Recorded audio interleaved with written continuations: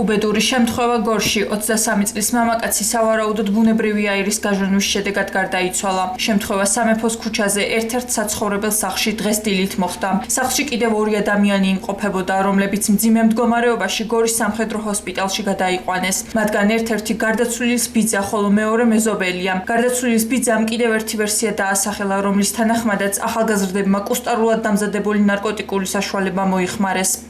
სავარაუდოდ გაზის ნამწვავით არიან.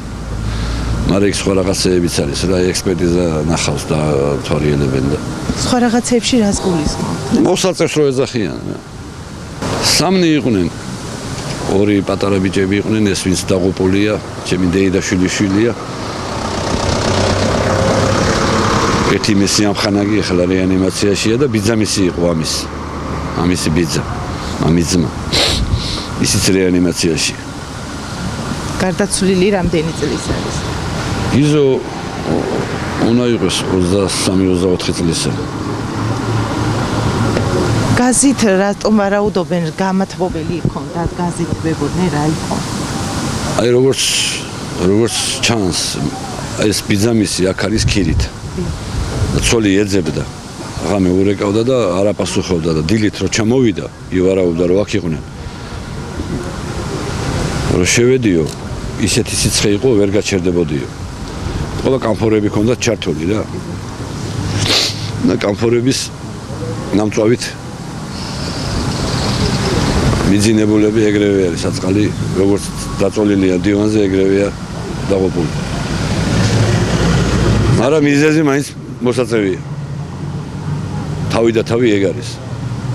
აი ახლა უნდა შეგვიშვან თქვენ და გაჩვენონ იქ ყველაფერი რაც არის და აჩვენოთ ტელევიზიაში და მივხვდნენ ეს ახალგაზრდობასა და თავრობასა, რომ მაგის დაშვება, მაგაზე უნდა იყოს, დიდი ციხე უნდა იყოს, რომ არავინ გაეგაროს.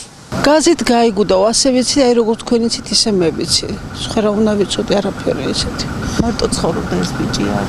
მარტო არ ცხოვრობდა, ცოლშვილი ჰყავდა და ცოლშვილი გუშინ სოფელში წასულან.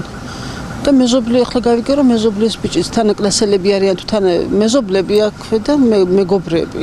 და ბიძა ყოფილა მოსული. ბიძამისი ერთად ყოფილან და რა ვიცი რა მოხდა, არ ვიცი რა. მედიკოსების თქმით, 2 ახალგაზრდის მდგომარეობა ამ დრომდე მძიმეა. ისინი მკურნალობას გორის სამხედრო სამედიცინო ჰოსპიტალში გადიან. თუმცა რა გახდა ინტოქსიკაციის მიზეზი, ექიმები ამ ეტაპზე არ საუბრობენ. 10 და 20 წუთზე შემოყვანილი იქნა 2 მამაკაცი უგონო მდგომარეობაში 25 და 35 წლის. მათი მდგომარეობა საკმაოდ მძიმეა, გადაყვანილი იქნენ შემოსვლისთანავე მართვით სუნთქვაზე, შეფასდა სასიცოცხლო მაჩვენებლები, დაწყებული იყო სიმპტომური მკურნალობა და კვლევები. ამ ეტაპისთვისაც მათი მდგომარეობა რჩება მძიმე, პაციენტები განაგრძობენ მკურნალობას რეანიმაციულ განყოფილებაში, დგინდება მიზეზები ამ მდგომარეობის. ამ ეტაპზე რა ვერსია განიხილება? ვერსიებზე წინასწარ ვერ ვისაუბრებთ, დგინდება ჯერ მოკვლევები ხდება და შემდგომ მათი მდგომარეობიდან გამომდინარე თუ მოხდა ისე რომ გახდნენ კონტაქტურები, თვითონ და ისაუბრონ მომხდარზე და პლუს შედეგებიდან გამომდინარე უნდა მოხდეს შეჯამება. წინასწარ ვერანაირ ვერსიას ვერ განვიხილავთ. ახლობლები ერთ ვერსიად ასახელებენ ბუნებრივი აირით ინტოქსიკაციას, მეორე ვერსიით კუსტარულად დამზადებული ნარკოტიკებით. შესაძლებელია ყველაფერი, თუმცა ამას ჩვენ ვერ დავადასტურებთ. შინაგან საქმეთა სამინისტრომ მომხდარზე გამოძიება სისხლის სამართლის კოდექსის 115 თვითმკვლელობამდე მიყვანისა და 273 პირადი მოხმარებისათვის ნარკოტიკული საშუალების, მისი ანალოგის ან პრეკურსორის მცირე ოდენობით უკანონოდ დამზადება შეძენა შენახვის მუხლებით დაიწყო.